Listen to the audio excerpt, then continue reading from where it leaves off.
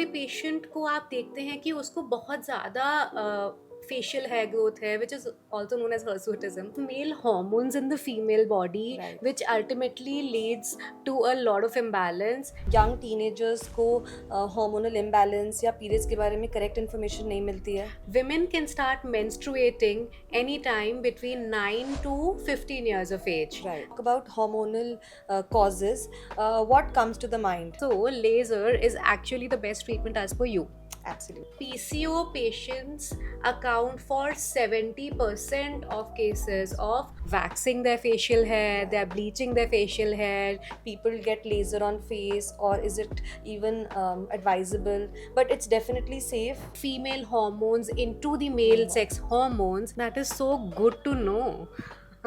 So I get a lot of patients in my OPD who have acne and they feel irregular periods की वजह से उन्हें acne हो रहे हैं. Hi, I'm Dr. Kriti from Kiara Lifestyle Clinic. Today, to discuss this topic, we have with us Dr. Aditi, who is an obstetrician and gynecologist. Welcome, doctor. Thank you so much, Dr. Kriti, for having me here. So, do you feel young teenagers को hormonal imbalance या periods के बारे में correct information नहीं मिलती है? I couldn't agree with you more, Dr. Kriti. Women can start menstruating anytime between 9 to 15 years of age. Right. And the first year that they start to have menses, it is very normal to have irregular menses. Right. Because our body is still adjusting to the hormonal changes that the brain has suddenly introduced onto it. First year of starting menses से लेकर third year के बीच में 3 weeks का cycle हो सकता है to 1.5 week तक का डिले हो सकता है, which Right. can be considered absolutely normal. Okay. इसके अलावा आफ्टर 3 years के मेंसेस अगर शुरू हो जाते हैं, उस फीमेल में अ cyclicity of 3 to 5 weeks is considered normal. Okay, so what I understand is after 3 years is when we are expecting regular cycles, right? Yes. And when we talk about irregular periods or regular cycles, when do you think one should seek medical help? When should one go to doctor कि मेरे periods irregular हैं and उसका treatment की ज़रूरत है उन्हें? मुझे लगता है जैसे ही किसी लेडी को सस्पिशन आए कि उसके मेंसेस इरेगुलर हो रहे हैं, उसको एक डॉक्टर के पास तो चले ही जाना चाहिए, because who knows, you know, it might just be because of some syndrome that is happening in the body. Right. So when we talk about causes, what do you think are the commonest cause of irregular periods or menstrual disturbances in the body?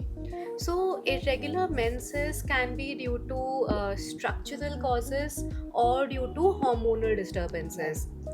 Structural causes तो आजकल ultrasound इतने common हो गए हैं, उसी में पकड़ जाते हैं.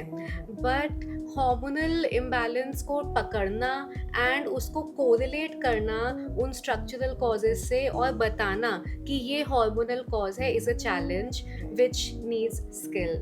Of course. And when we talk about hormonal causes, what comes to the mind? What are the things that we are looking at? Most commonly, it's PCOS. Yes, so we definitely need to talk about that big elephant in the room, PCOS.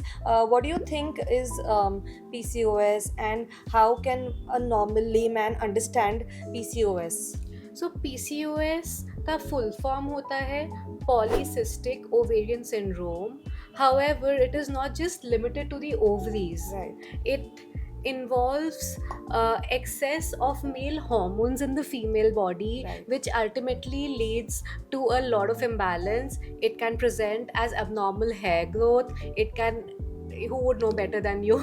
It can present as darkening of skin, or it can present as infertility in a reproductive aged women. Okay. It can be diagnosed by 3 criteria. Right. Number 1, a woman having irregular cycles. Number 2, a woman having a polycystic ovarian morphology on the ultrasound. Right. And number 3, अगर कोई patient को आप देखते हैं कि उसको बहुत ज़्यादा फेशियल हेयर ग्रोथ है, which is also known as hirsutism, है ना, तो ये या तो अगर क्लिनिकली ही आपने देख लिया और सेकेंडली आपने हार्मोनल टेस्ट पे डायग्नोज किया. Got it. So hirsutism की बात कर लेते हैं. you feel that hirsutism is always associated with only PCOS, और क्या कनेक्शन है दोनों के बीच में? क्या सारे पेशेंट्स को PCOS के टेस्ट करा लेने चाहिए, या फिर PCOS में hirsutism मिलता ही मिलता है? What is it that links the two of them? तो देखिए, हर्सुइटिज्म के तो मल्टीपल कॉजेज हो सकते हैं, Okay.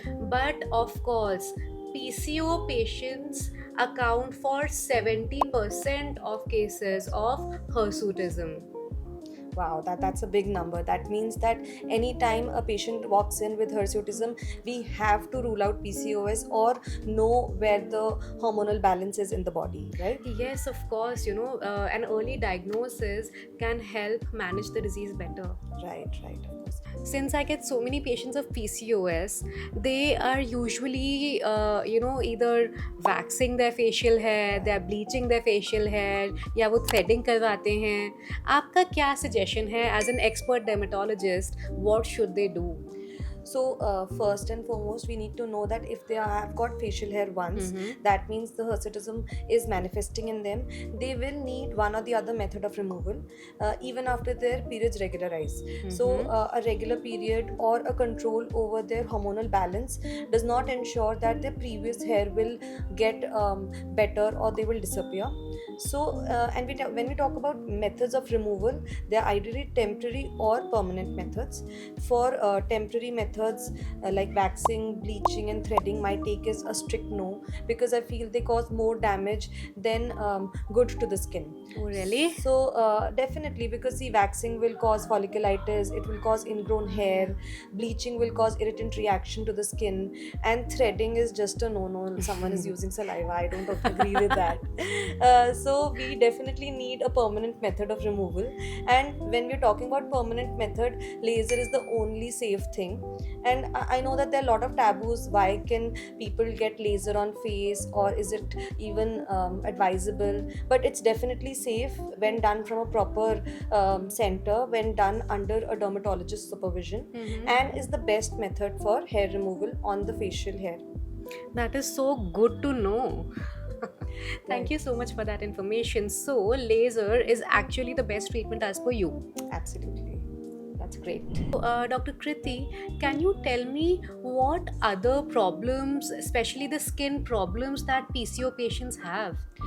So obviously, because once the patient comes to me with PCOS and skin problems, the commonest I see are acne, and these patients specifically have very big and cystic and pustular acne.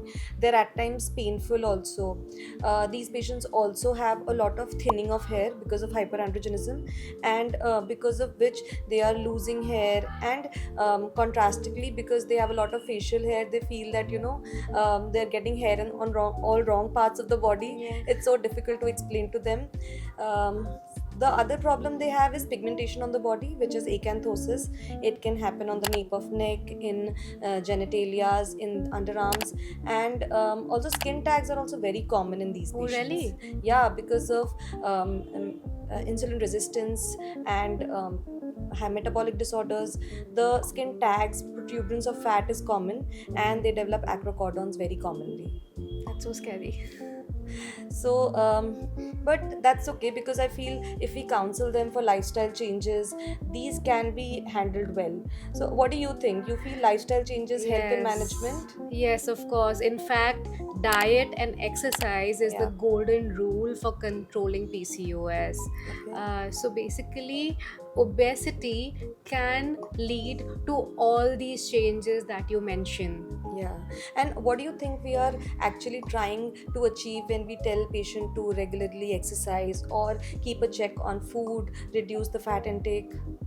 Yeah, so basically, what happens in PCO patients is that the body has excessive androgen production. Right. Androgen per se, male hormones. Yeah. And these male hormones are basically produced in the fat cells of the body. Yeah. So the moment we cut down on the fat cells, there is lesser conversion of our female hormones into the male sex hormones, and thus we can just By controlling the amount of fat that one's body has, they can prevent all the clinical presentations of PCOS and lead a relatively normal life. Wow. So I think that's a lot of information about PCOS. Thank you so much for all this information. Thank you so much for having me again. Please share this video with anyone you feel is suffering from PCOS or has acne and hair fall because of this problem and has hormonal imbalance. Subscribe to our YouTube channel. Press the bell icon for future notifications. You can put down in the comments if you have any queries regarding PCOS and acne.